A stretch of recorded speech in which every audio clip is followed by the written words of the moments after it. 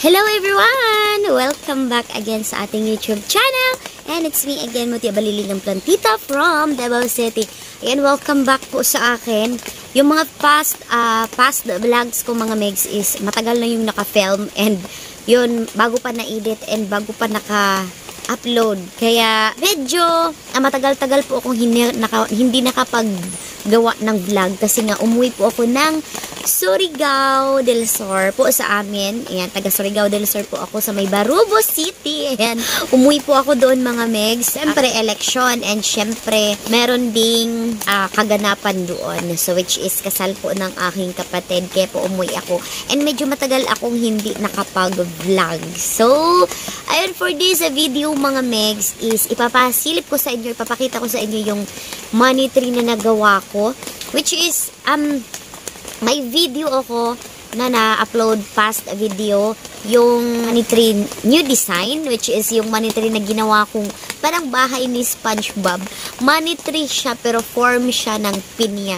Diba yung bahay ni SpongeBob is pinya po. Yun, yung shape ng bahay niya. So, yun po yung nagawa natin. And, video kasi na yun is, ang tinali ko is tie box. Pero ngayon is, na-change ko na yung tali niya into red ribbon. And, syempre, ipapasilip ko yun sa inyo. Ano pa ba? So, and syempre, ipapakita ko din sa inyo alin yung mas maganda. Etong braided na money tree, yun, or etong bagong design na na-discover ko.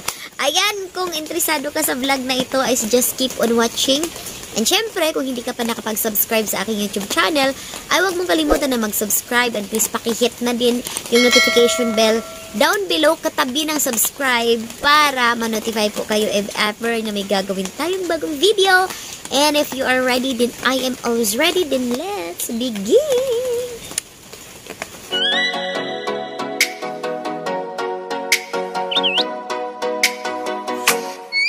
Oh, let me up with a bright smile on now. Put me in the dark, so won't get lost now. To the moonlight, eyes you, Maria right now. You look into my eyes and felt a feeling that nothing got it feel like a sleep. And so, ayun na nga mga meg. So, let's start. Dito tayo sa braided money tree mag-start kasi yun naman talagang braided money tree is doon po medyo nakilala yung channel ko. Nakilala, sikat kate. Ayan, medyo marami pong fan ng money tree na braided.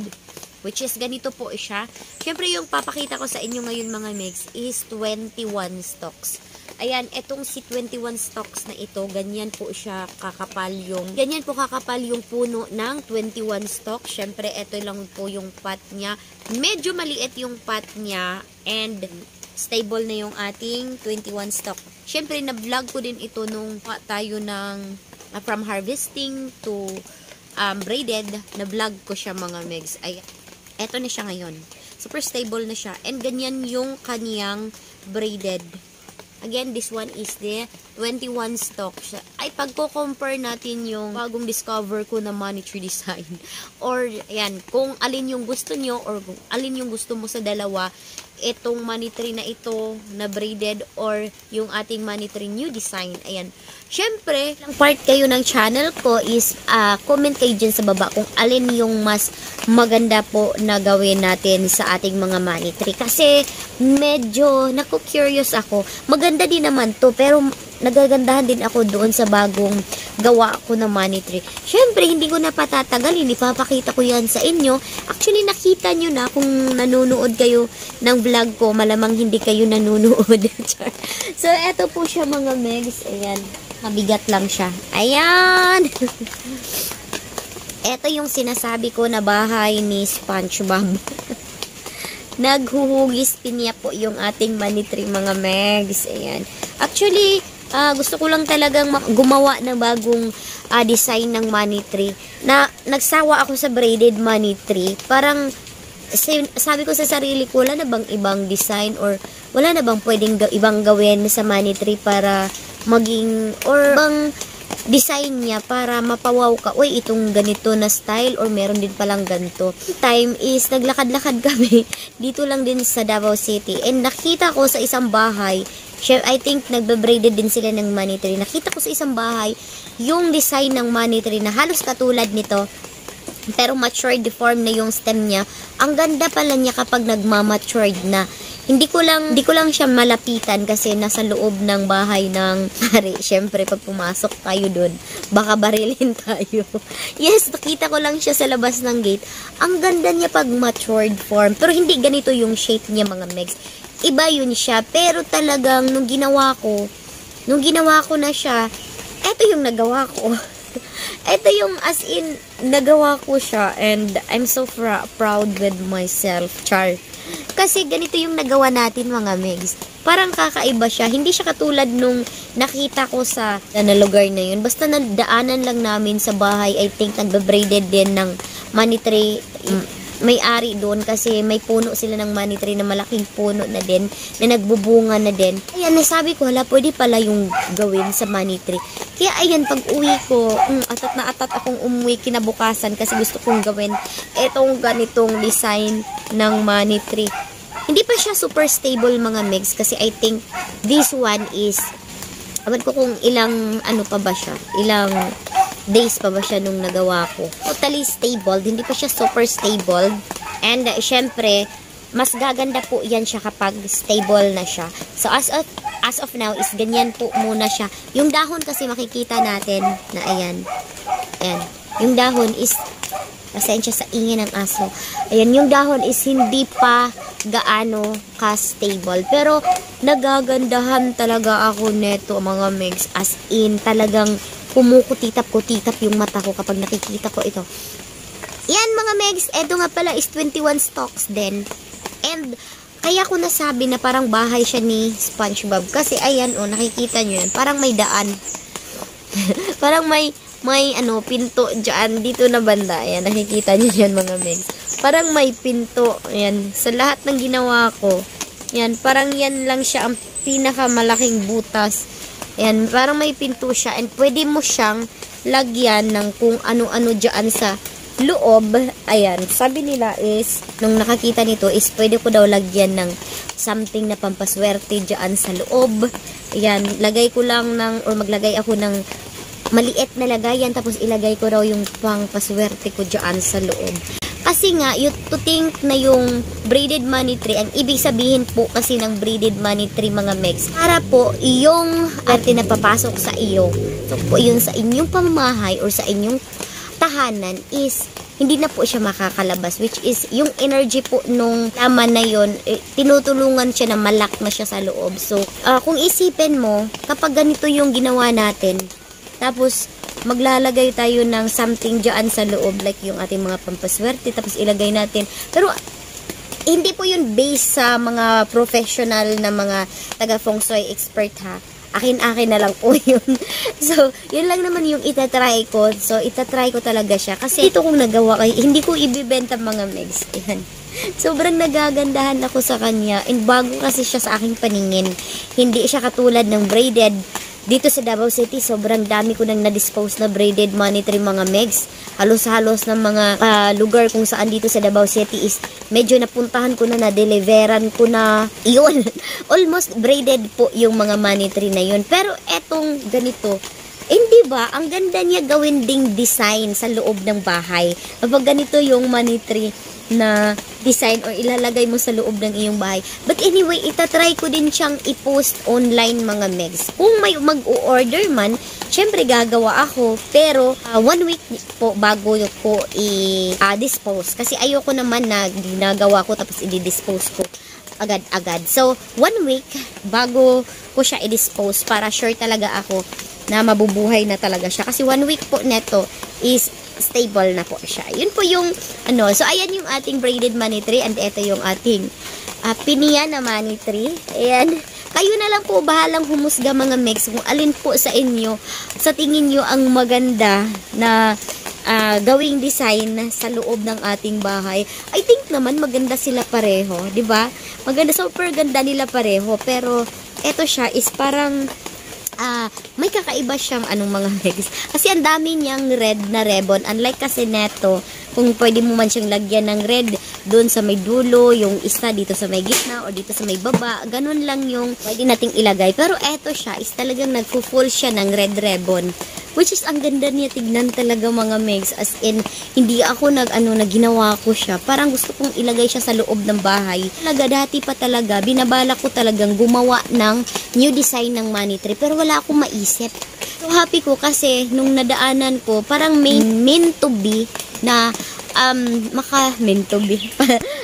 ng Panginoon na dumaan ka doon na area kasi meron ako ipapakita sa'yo, Charis. Yun yung mga megs. So, sobrang saya ko kasi nga, kita ko yung bahay na yun na, yun nga, may mga money tree siya sa labas. Nagkakaroon ako ng idea. Talagang hindi exactly ganito yung money tree niya na pagkawa. Kasi, I think, konti lang yung stem no, nasa mga 7 stem lang ata yun. Pero, tirinay ko sa 21 stock. Ang ganda niya. Ganyan siya mga megs. Oh. Talagang, ito talaga yung tinatawag na talagang pampaswerte na talaga siya. Kasi, yung red ribbon niya, kakulay ng lips ko. Sobrang nasisiyahan lang ako mga megs. Kasi, ang ganda ng nagawa ko. Actually, hindi siya na-appreciate nung nilagay ko ay yung white na pantali, yung tie box. Hindi ko pa siya ganun na-appreciate. Pero, nung palitan ko na siya ng red ribbon, doon ko nasabing, ay wow, isa siya sa pinakamagandang nagawa ko na money tree. Ayan, you can comment down below mga megs kung alin sa inyo yung prefer nyo. Itong 21 stalk na pineapple shape or itong 21 stalks na braided. Siyempre, ang ganda din naman ng braided. Talagang dito ako nagsisimula sa halaman talaga. Talagang yung braided money tree talaga. Isa din siya sa hobby ko and nag-i-enjoy din akong gawin siya. Lalong-lalo na kapag nagbe-braided po ako ng money tree. Yun po yung isang part no, nag-i-enjoy po talaga ako. And comment down below sa inyong suggestion kung alin yung mas maganda. And so, ayun na nga mga megs. Dito ko na siguro tatapusin ang vlog ko for this video. Yun. Maulan na hapon po sa inyong lahat and syempre mga megs yung garden ko is medyo hindi pa siya nakaayos sa ngayon kasi nung umalis ako ilang days din na busy din ako sa event. Nung wala pa talagang eleksyon, talagang na-busy na ako sa event, wala akong time mag-garden. Hindi ko pa mapapasilip sa inyo yung garden ko ngayon. Talagang hindi ko na siya maiintindihan. Kasi merong puno ng avocado dito, which is yung puno ng avocado dito is nagsiglaglaga na yung mga bunga. And yung ibang mga halaman ko talaga mga megs ay napuruhan. Talagang napaiyak na lang ako nung tiningnan ko yung aking Prince Albert. 2 dahon ang natanggal. So talaga sabi ko, sarap putulin itong avocado na nandito.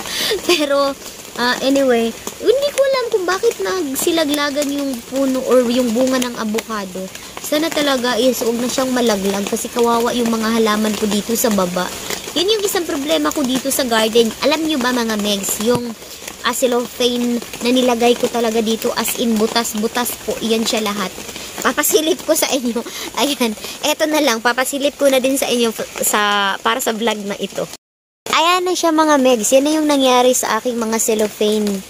Pati nga yung red na payong ko dyan is na sira din. Ayan siya mga megs. Oh. Dumaan. Ayan. Doon din mga megs. Wala talaga as in sirang-sira na talaga. Tapos yung mga halaman ko, sige, update ko na din kayo. Since andito na din tayo. Ang daming uod dito sa halaman ko talaga mga megs. Yung ibang mga halaman ko. Kagaya nito. Oh. Ayan. Ubos. Ubos siya lahat mga megs. Kinain ng uod. Nakita ko yung uod. Ang laki na. Sobrang ko. Ito siya oh. Ito yung sinasabi ko sa inyo na nahulugan siya ng avocado, which is eto yung dahon sana niya. Flash na to siya. Eto pa naman yung pinaka-latest na dahon niya. Eh, nahulog pa, tanggal pa talaga. Ayan na siya ngayon. Sobrang pangit na ng aking Prince Albert talaga. Ay, nako. Ayan. Siguro, gagawan ko pa yan ng paraan kung paano ko maayos eto. I think talaga, pag nakasahod na tayo sa YouTube is bibili po talaga ako ng net para hindi po didiretso yung bunga ng avocado. Ayun kasi sa ibabaw mga megs, nakikita nyo ba yan? Ang daming bunga ng avocado dyan. And hindi ko alam kung bakit sila nalalaglag dito sa baba. Kaya ayun, yung cellophane ko dito, wala, hindi sila nakailag. Talaga. Ikaw na may-ari, grabe yung protection mo sa halaman mo na hindi maiinitan. Kasi kapag naiinitan, masusunog yung dahon. Tapos ganun-ganun lang. Diba? Napakasakit sa tingnan na nagiging ganun yung mga halaman ko. Kasi nga din is naiwan ko dito. Hindi ko din na bigyan ng pansin na aside sa from busy and also yun nga, umuwi nga din ako ng Surigao. Pero siguro kapag medyo mainit-init na and hindi na ganun ka, ang pangit din kasi yung dito sa labas mga mix, palaging umuulan. Yun talaga yung isang problema ko ngayon palaging umuulan, tapos yung mga halaman natin is yun. So ayan, medyo napahaba na ako, napadami na yung daldal ko. Dito ko natatapusin ang vlog na ito. Maraming salamat po again sa inyong panunood. Maraming salamat po sa pagsuporta sa aking YouTube channel. And sa mga hindi po nag-i-skip ng ads, maraming salamat po.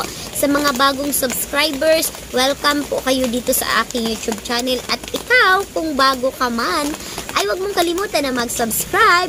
And please paki-turn on the notification bell para notified ka po if ever na may gagawin tayong bagong video. Kung bago ka man, nagtatanong ka kung para saan itong channel ko. Itong channel ko is about plants, unboxing, pampapayat, ayan, anything na ginagawa ko, ka-clown hosting po ako sa mga event. Yes, nasa channel po na ito. Kaya ayan, baka nagtataka ka na nakikita mo, akala ko for planting lang siya. Kasi may mga ganun na comment akong nakita mga megs na akala nila is yung channel ko is for plant lang po. Talagang sari-sari po yung nasa aking channel and sana ay maintindihan niyo po. So again, maraming salamat po sa inyong panunood. Time na po para magpaalam. It's me again, Mutia Baliling, ang plantita from Davao City. And if you haven't subscribed yet to my YouTube channel, please don't forget to subscribe it now and please turn on the notification bell down below for you to be notified whenever I upload a new vlog, a new video. Ingat po kayong lahat. God bless everyone. See you again on our next vlog. Babush and paalam. Bye!